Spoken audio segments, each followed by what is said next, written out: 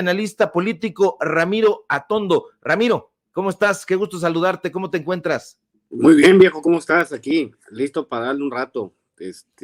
Interesante todo este desmadre que se traen estos cuates, ¿eh? Pero muy bueno, muy bueno. Definitivamente. Un abrazote, Ramiro, qué gusto que estés por aquí con nosotros. Y para dialogar también con Ramiro, con su servidor y con el público de Sin Censura, me da mucho gusto darle la bienvenida al periodista Manuel Hernández Borboya. Estimado Manuel, ¿cómo estás? ¿Cómo te va? Hola, ¿qué tal, Ricardo? Un saludo para ti, para Ramiro y para la audiencia de Sin Censura. ¿Cómo están? Maravilloso. Pues vamos a entrarle en corto y por lo derecho. Ramiro, ¿hay o no hay una recuperación de petróleos mexicanos? En la derecha dicen que son relatos alegres y que en la realidad no es de esa manera, pero los hechos palpables están ahí a la vista. ¿Cómo lo ves tú, mi querido Ramiro? Imagínate importar en un país donde estamos nadando en petróleo, imagínate importar 30 mil millones de dólares de gasolina al año.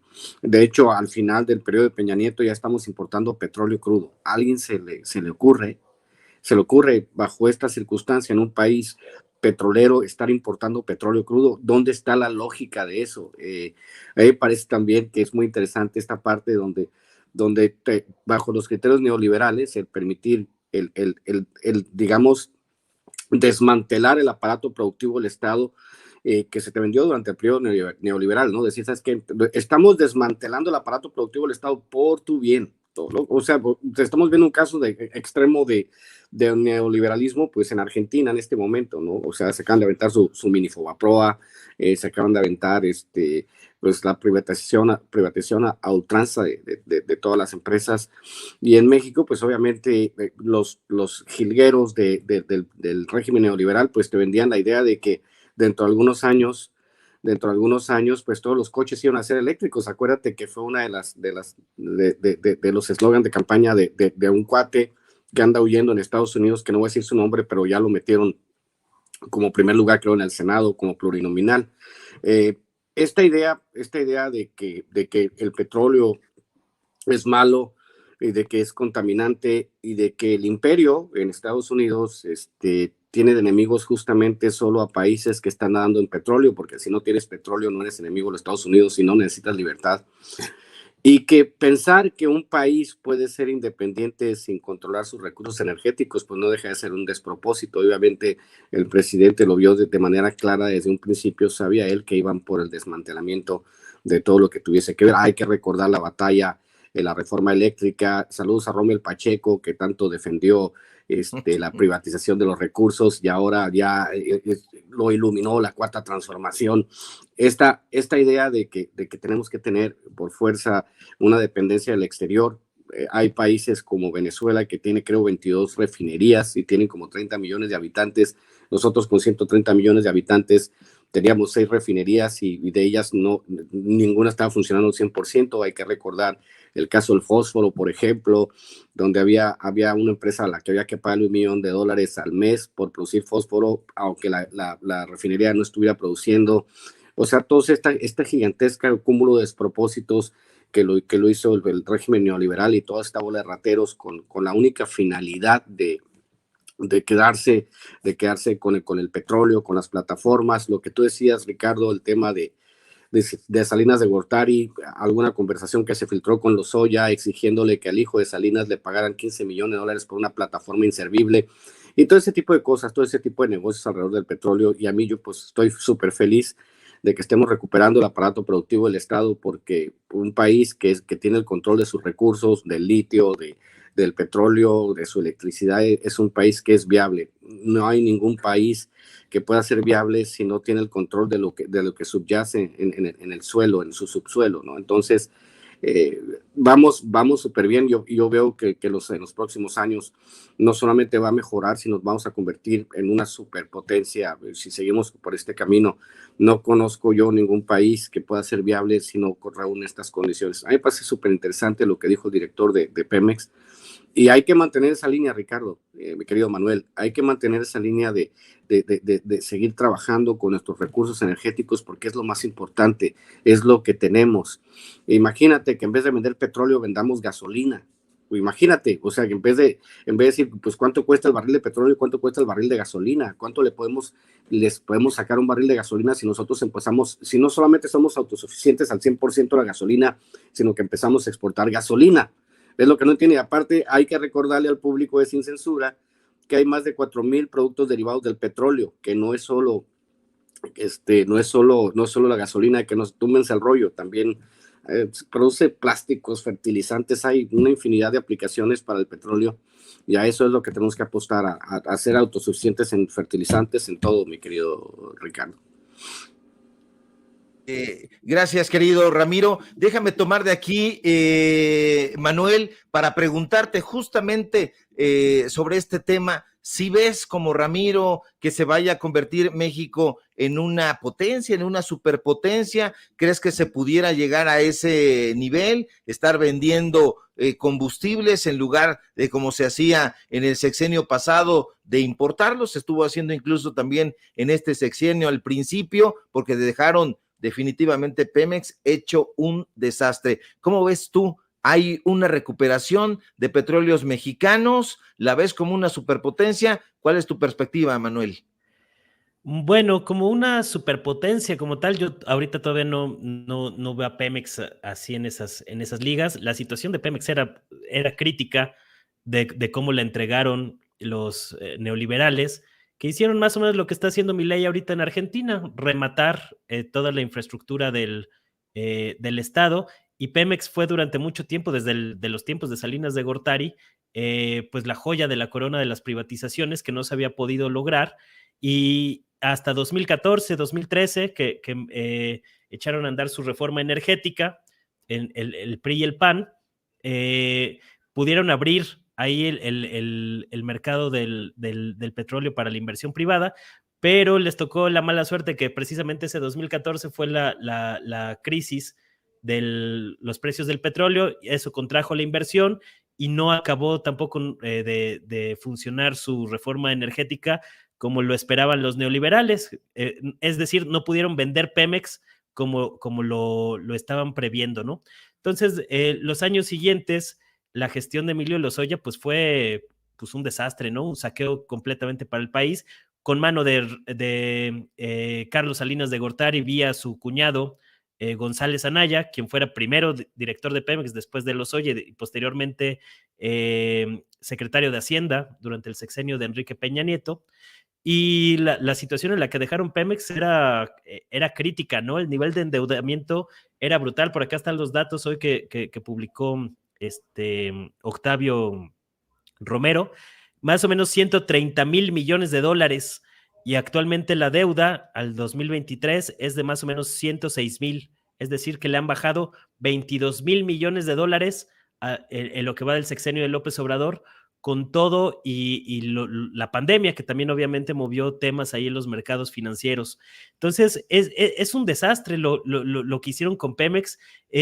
Estos neoliberales irresponsables, pues prácticamente estaban ofertando al que fue el motor del desarrollo y de la industrialización del país. Si no se hubiera dado la expropiación petrolera en el 38 con Lázaro Cárdenas, pues muy difícilmente se hubiera podido dar el incipiente proceso de industrialización que ocurrió en México en las décadas posteriores y que durante la década de los 40 hasta los 70 se le conoció como el milagro mexicano, que es la época en que más ha crecido la economía en los 200 años que tiene este país en la vida independiente. Bueno, pues estos neoliberales abyectos llegaron al nivel de ridículo de decir que Lázaro Cárdenas estaba a favor de las privatizaciones en un intento ahí de manipular la historia y demás, y como perdieron de todas maneras la narrativa con todo y el control mediático que tenían, pues acabaron legislando a puerta cerrada, con barricadas y cosas de ese tipo, ¿no? A mí me tocó cubrir esos temas y conozco algo del tema de la importación de gasolinas, precisamente porque a mí en 2012 me tocó cubrir la campaña de Andrés Manuel López Obrador, me tocaba ir a las mañaneras que se hacían en otro formato, ahí en su casa de campaña en la importación de gasolinas. Alguna vez comentó López Obrador que no había mucha información sobre el tema, ¿no? Y yo, escéptico como soy, importación de gasolinas. Y cuando le empecé a rascar, pues resulta que efectivamente era un tema ahí bastante oscuro, bastante secreto. Pude publicar un reportaje que se hizo acreedor al Premio Alemán de Periodismo en 2014 sobre el millonario negocio de la importación de gasolina en Pemex. Y, por ejemplo, descubrí pues un faltante de 3,000 millones de dólares en las importaciones de gasolina, porque realmente toda la operación que hacían para justificar importar gasolinas, por ejemplo, de Deer Park, cuando todavía era una asociación con Shell, pues era para engordarse los bolsillos de privados en todo ese mecanismo de saqueo. Es decir, durante muchos años, décadas incluso, la importación de gasolina se convirtió en una gran caja negra que tenían los gobiernos neoliberales para poder utilizar ese dinero para otros fines, ¿no? Muy probablemente mucho de ese dinero que se saqueó de Pemex fue a dar a campañas electorales. Por eso ahorita que ya se han quedado sin todos esos mecanismos de financiamiento de campañas, incluidas muchas gubernaturas, pues andan pateando el bote, ¿no? De tristeza de que su candidata nomás no levanta, porque pues se acostumbraron a ganar campañas electorales con el dinero que saqueaban de todos lados. Entonces, me parece que la situación de Pemex sigue siendo complicada. No hay que echar campanas al vuelo. Creo que todavía está en un proceso de empezar otra vez a corregir el rumbo. Pero bueno, me parece que el esfuerzo tan importante que se ha hecho en esta administración de Andrés Manuel López Obrador es una cosa notable, contrario a lo que hemos visto en la prensa corporativa. Yo me acuerdo que mientras Lozoya endeudaba a Pemex con cantidades exorbitantes, las calificadoras de riesgo no lo veían mal esa situación, precisamente porque las calificadoras de riesgo, como instrumento de golpeteo de parte de las élites financieras de Wall Street, asentadas en Londres, etcétera, pues lo veían como buenos ojos porque era parte del proyecto de desmantelar Pemex para que se lo quedaran estos grandes corporativos transnacionales. Cuando llega López Obrador y empieza a meter mano dura con el tema del huachicoleo, por ejemplo, que fue algo pues de lo más notable al inicio del sexenio, inmediatamente estas calificadoras de riesgo se le fueron encima a la administración de López Obrador y por ende pues toda la maquinaria propagandística afín a estos grupos. Por ahí también salió un reportaje hace unos años de la revista The Economist, que estaban muy molestos precisamente por el rescate que estaba viendo de Pemex. A mí me parece que los números que presenta hoy Oropesa pues son buenos números, o sea, en términos de producción, de esto que menciona, de cómo se ha recuperado la producción en algunos campos. Lo de la refinación me parece que sin duda va a ser lo más destacado de las cuentas que va a entregar López Obrador en cuanto a la gestión de Pemex, cómo ha aumentado drásticamente la capacidad de refinación, que era uno de los principales problemas que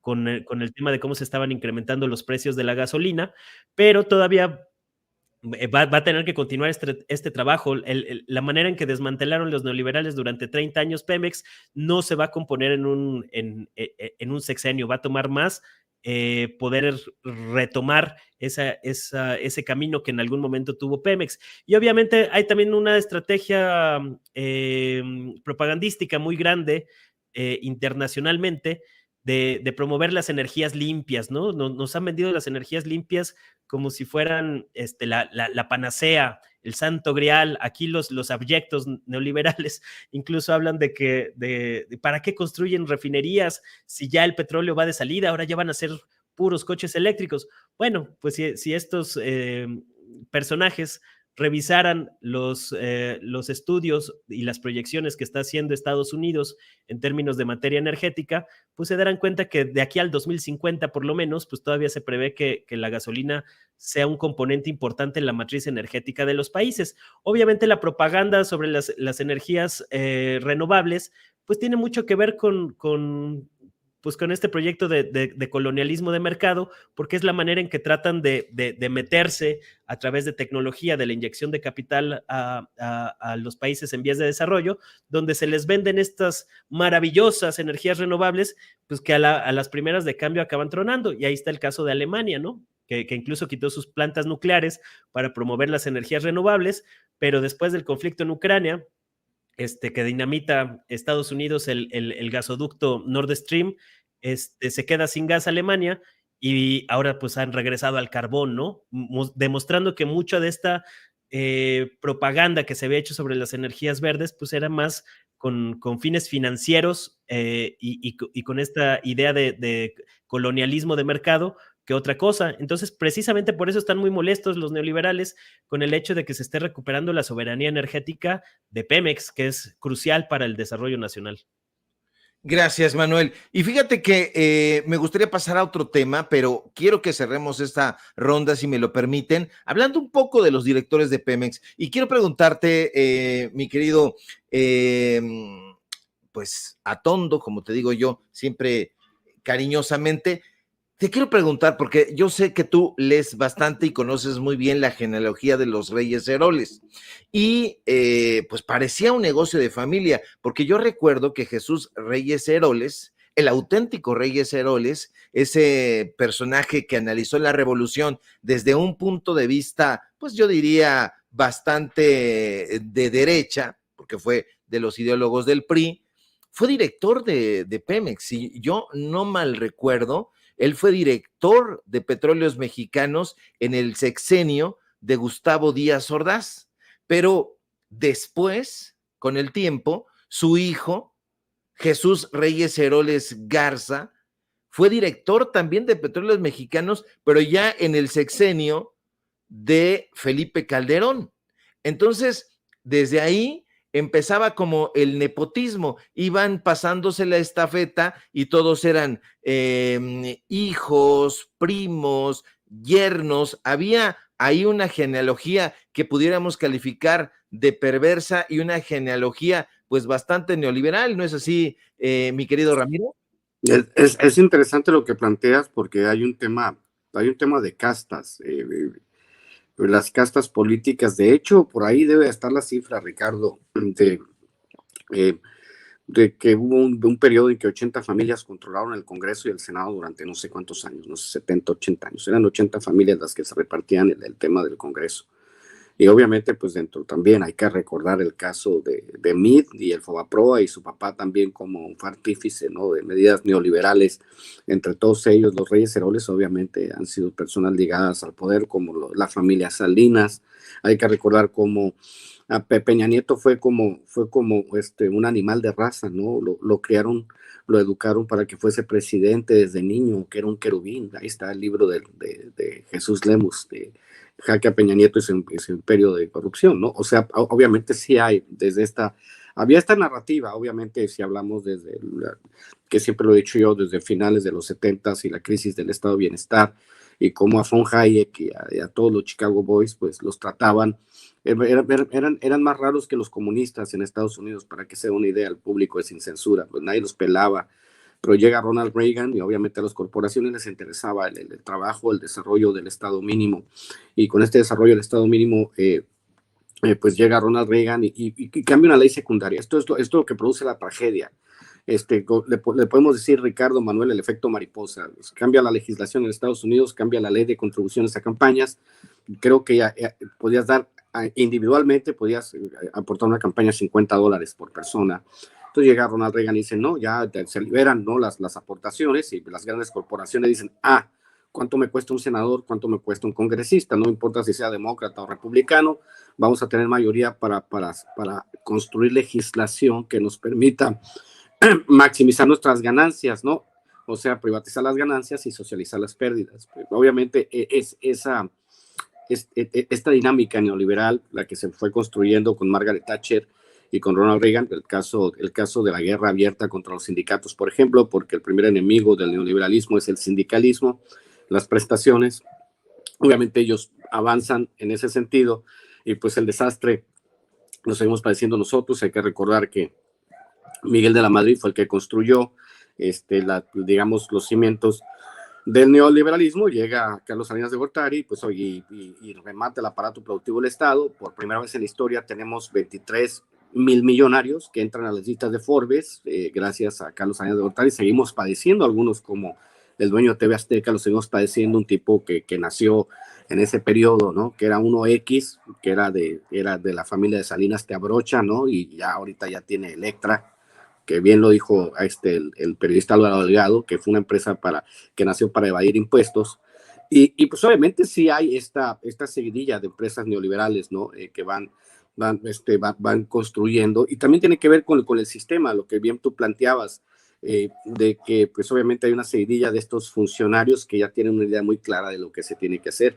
Y bien para complementar lo que decía Manuel en la siguiente sección, en la sección pasada, el día que los aviones de combate utilicen baterías y los tanques de guerra utilicen baterías, pues Estados Unidos va a dejar de perseguir el petróleo. El profesor Jeffrey Sachs, un profesor muy famoso, dice que las Fuerzas Armadas de Estados Unidos producen más contaminación que 140 países juntos. Así que si quieren evitar que el país se siga contaminando, pues que dejen de operar un tiempo y van a ver que la huella ecológica se recupera inmediatamente.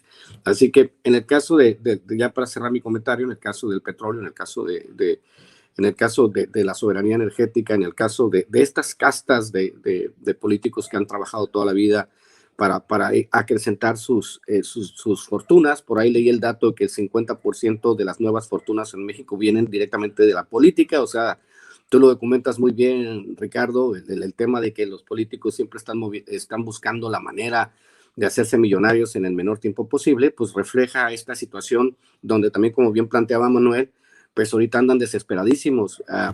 Lo que decía Manuel con el premio que ganó investigando el tema no digamos de la importación, sino del tráfico de gasolina, lo diría yo. Y hay que recordar lo que era Pemex Internacional, ¿no? Ahora, después convertido en Deer Park. Pemex Internacional era, digamos, una empresa offshore, ¿no? Algunas de las empresas offshore, por cierto, Peña Nieto tuvo que eliminar antes de salir del poder. Creo que eran como 50 empresas offshore que estaban conectadas con Pemex Internacional. No pudo dar de baja todas aquellas empresas de papel, pero era así como funcionaban todos estos cuates, ¿no? Y ahora, pues obviamente yo creo que nuestro presidente, porque es lo que nosotros no sabemos, conocemos la información que se las altas esferas, porque es altamente sensible, les haber dicho, oye, ¿cómo que se están robando tanto dinero en Estados Unidos de Pemex Internacional? ¿Qué onda? Y por eso decide comprar las refinerías. Interesantísimo el tema, mi querido Ricardo. Muy interesante este análisis también, mi querido Ramiro. Y rápidamente, Manuel, para cerrar esta parte. Hace un momento, Jesús Ramírez Cuevas, vocero del presidente López Obrador, decía que sí vamos hacia la soberanía energética, está camino a México hacia la soberanía energética. Aquí está el apunte de Ramírez Cuevas, dice: vamos rumbo a la soberanía energética. Al iniciar este gobierno, 6 refinerías procesaban 519,000 barriles diarios de gasolinas. Se compró Deer Park y en 2023 refinamos 1,064,000 billones de, más del doble de 300,000 barriles de gasolinas en 2018. Pasará en 2025 a 1,322,000. Una cifra tremenda. ¿En qué momento, Manuel, crees que se consolide ya esta soberanía energética? Digamos que se arrancó prácticamente el año pasado y se está avanzando a pasos agigantados, pero ¿cuánto le estimas? Desde luego, pues es un vaticinio difícil, pero te aviento ese trompo al dedo. ¿Cuánto tiempo le das para que México tenga una soberanía energética plena? Híjole, está complicada la pregunta, porque digamos, sí, como lo comenté hace un momento, esta capacidad de refinación que se aumentó drásticamente. Acordémonos que la última refinería que habían construido, pues de hecho los neoliberales no construyeron más que la barda esta famosa de Calderón, ¿no? Porque fuera de eso, pues la última fue la de Salina Cruz en los 80s, pero fue todavía en la época de López Portillo, me parece. Y obviamente pues la capacidad de refinación fue muy grande, y la compra de la mitad de las acciones de Deer Park a la compañía Shell fue una medida sumamente audaz del gobierno de López Obrador, que incluso en medio de la pandemia y con todas las complicaciones financieras que eso implicó, pues agarraron y rompieron el cochinito, sacaron de aquí y por allá, y aprovecharon que justamente por la situación de la pandemia se cayeron las ventas de petróleo. Fue un momento muy oportuno para adquirir Deer Park.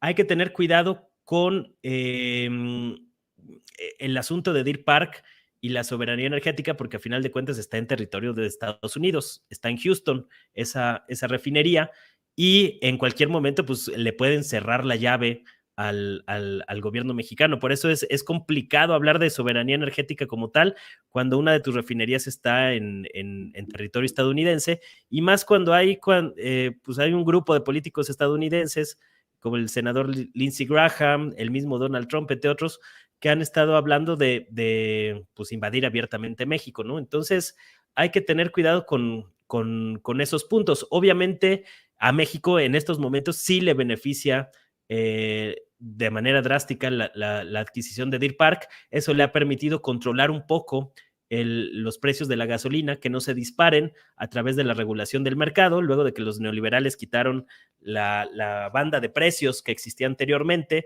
la quitaron para poder hacer que los privados también le entraran al negocio de las gasolinas, pero digamos el gobierno mexicano ha tenido estos otros instrumentos para controlar los precios de la gasolina. Entonces, me parece que lo de la refinería de Dos Bocas, que todavía no termina de arrancar, pues tiene que aportar también a estas cifras que ya comentaba Jesús Ramírez Cuevas, pero me parece que por lo menos a finales del próximo sexenio sí ya podríamos hablar de niveles aceptables de soberanía energética en México.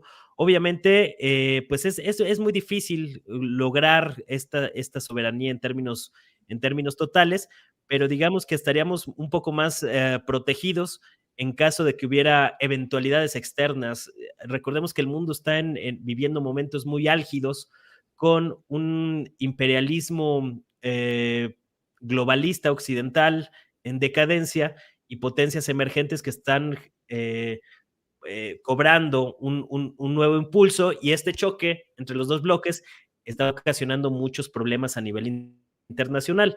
Pero digamos que lo que ha hecho López Obrador dentro de sus 6 años de mandato, pues ha sido notable y sobresaliente precisamente para recuperar un poco del terreno perdido que dejaron los neoliberales. No sé si se vaya a conseguir como tal la soberanía energética o el próximo sexenio, me parece que todavía estamos un poco lejos de esa situación, pero sin duda ha sido un esfuerzo importante el que ha realizado la administración de López Obrador, y me parece que las administraciones que vienen deben de seguir por esa ruta. Mucho dependerá de cómo se den las cosas en los sexenios que vienen, pero pues por lo que pinta, que va todo parece indicar que va a quedar Claudia Sheinbaum, que va muy arriba en las encuestas frente al globo opositor, que no termina pues ya está, nunca terminó de levantar, y ya la están desinflando los mismos que la habían promovido, ¿no? Y ahora lo único que uno lee por parte de la derecha pues son críticas a que Xóchitl Gálvez pues nomás no está dando el ancho, no está levantando como ellos esperaban, ¿no? Entonces me parece que sí va a haber una continuidad, y me parece que en términos de la política energética todavía no me queda claro lo que va a plantear Claudia Sheinbaum, pero me imagino que va a ser pues darle continuidad a este proyecto de Pemex. No me imagino a Claudia Sheinbaum dando un bandazo en esta materia, y me parece que hay, por lo menos para pensar que el próximo sexenio se va a continuar fortaleciendo la soberanía energética del país. Pues yo te agradezco, Manuel Ramiro, y como el tiempo es un dios impasible, como diría cierto poema de Charles Baudelaire, ya no nos queda tiempo de platicar sobre otros temas, pero yo les voy a pedir que por favor nos digan dónde los encontramos. Mi querido Ramiro Atondo, ¿dónde te buscamos? ¿Dónde sabemos más de ti, de tu trabajo, de lo que realizas, Ramiro? Pues los miércoles estamos con Jorge Luis a las 9 de la noche, hora de México. Hago una hora de programa en mi canal todas las semanas, desde el norte, con Jorge Luis en el canal colectivo con Marcelino Gómez Brenes. estamos platicando todos los temas, se enojan los productores porque nos dan los temas y nosotros hablamos de lo que nos pega la gana, pero así funciona esto, ¿no?